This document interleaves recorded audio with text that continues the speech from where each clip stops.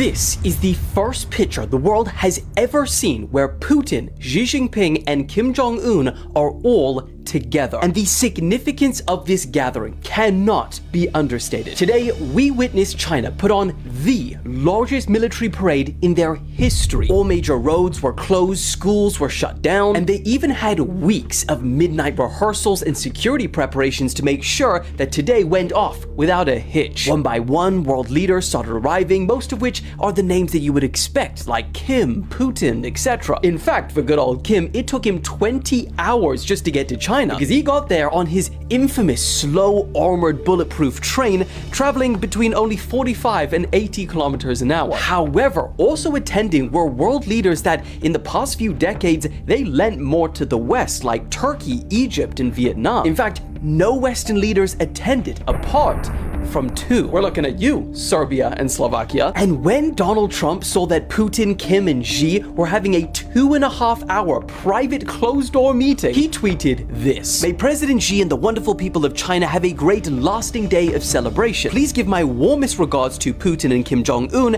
as you conspire against the United States." Now, it wasn't just what they spoke about that will be of concern of Western leaders watching. It'll also be the new weapons that China unveiled. These included new powerful laser weapons capable of taking out swarms of drones, burning electronics, or even blinding pilots, new nuclear ballistic missiles with a range capable of striking US mainland, giant underwater unmanned drones, and also a number of weapons which display China's heavy investment in the future of warfare, including drones, smart tanks, AI-assisted weaponry, and of course, even robot dogs. In fact, today on Chinese social media, all of the top searches were about the parade and its weapons, including the fourth one talking about their new ICBMs having the striking range that covers the entire world. But for Xi Jinping, what means more than showing off new weaponry is showing off a new world order, one that challenges the West and its allies, but also one where China is positioned right in the center. In fact, in Xi's speech overlooking the military parade, he said, "The rise of the Chinese nation is unstoppable. Strength may prevail for a time, but over the long arc of history, it's reason that wins." So the question is Donald Trump's foreign policy pushing these countries together to strengthen their relations? Or was what we saw today inevitable and would have happened no matter who was in office?